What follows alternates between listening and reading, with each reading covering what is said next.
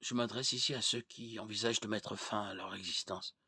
Si c'est votre cas en ce moment, c'est peut-être le fruit de beaucoup d'émotions, comme d'un sentiment d'abattement et de désespoir. Peut-être avez-vous l'impression d'être au fond du gouffre, sans aucun espoir d'amélioration. Personne ne semble vous comprendre ni se soucier de vous. Votre vie ne vaut tout simplement pas la peine d'être vécue. À moins que si vous prenez tout de suite le temps de laisser Dieu manifester pleinement sa souveraineté dans votre vie, il vous montrera toute sa grandeur. En effet, rien n'est impossible à Dieu. Peut-être les blessures du passé ont-elles fait naître en vous un sentiment accablant de rejet ou d'abandon, ce qui peut mener à de l'apitoiement sur vous-même, à de la colère, à de l'amertume, à des pensées de vengeance ou à des craintes malsaines qui posent problème dans certaines de vos relations les plus importantes. Mon ami, peu importe les circonstances adverses dans votre vie, il y a un Dieu d'amour qui attend que vous le laissiez vous guider à travers le tunnel de votre désespoir de votre vie et vers sa merveilleuse lumière. Il est votre espoir certain. Son nom est Jésus. Ce Jésus, le Fils de Dieu sans péché, s'identifie à vous dans vos moments de rejet et d'humiliation. Le prophète Ésaïe l'a décrit dans Ésaïe 53, 2, 6, comme un homme méprisé et délaissé de tous. Sa vie était remplie de peine et de souffrances. Mais les souffrances qu'il a portées n'étaient pas les siennes, mais les nôtres.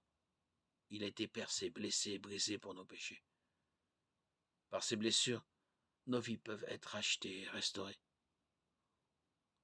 Mon ami, Jésus-Christ a subi tout cela pour que tous vos péchés soient pardonnés.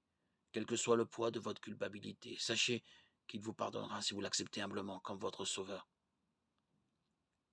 Fais appel à moi quand tu es dans la détresse. Je te délivrerai et tu m'honoreras. Psaume 50, 15. Rien de ce que vous avez pu faire n'est trop grave pour que Jésus puisse vous pardonner. Certains de ses meilleurs serviteurs ont commis des péchés graves comme le meurtre. Moïse, le meurtre aggravé d'un adultère, le roi David, et les sévices physiques et psychiques, l'apôtre Paul. Pourtant, ils ont trouvé le pardon et une nouvelle vie abondante dans le Seigneur. Si quelqu'un est en Christ, il est une nouvelle créature. Les choses anciennes sont passées. Voici, toutes choses sont devenues nouvelles. 2 Corinthiens 5, 17. Pourquoi faut-il absolument que vous renonciez à vous suicider?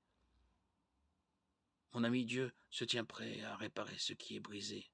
Votre vie actuelle à laquelle vous voulez mettre fin par le suicide. Le prophète Ésaïe a écrit en Ésaïe 61, 1, 3. L'Esprit du Seigneur de l'Éternel est sur moi, parce que l'Éternel m'a consacré par onction pour annoncer de bonnes nouvelles aux pauvres. Il m'a envoyé pour guérir ceux qui ont le cœur brisé, pour proclamer aux déportés la liberté et aux prisonniers la délivrance.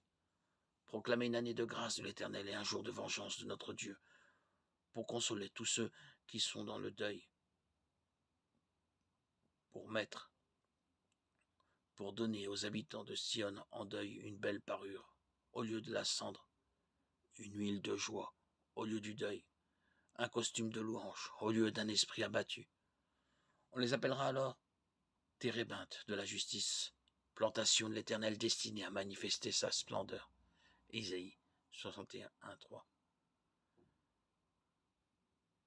Venez à Jésus et laissez-le rétablir votre joie et votre utilité en lui faisant confiance pour commencer une œuvre nouvelle dans votre vie. Il vous promet de vous rendre la joie que vous avez perdue et de vous donner un nouvel esprit pour vous soutenir. Votre cœur brisé est précieux à ses yeux. Les sacrifices agréables à Dieu, c'est un esprit brisé. Oh Dieu, tu ne dédaignes pas un cœur brisé et humilié. Psaume 51, 12, 15, 17. Voulez-vous accepter le Seigneur comme votre sauveur et berger?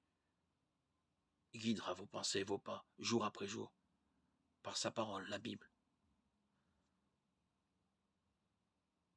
Je t'instruirai et te montrerai la voie que tu dois suivre. Je te conseillerai, j'aurai le regard sur toi. Psaume 32, 8. Il assure la sécurité de ton existence, il te fournit en abondance le salut, la sagesse et la connaissance. La crainte de l'Éternel, tel est le trésor de Sion.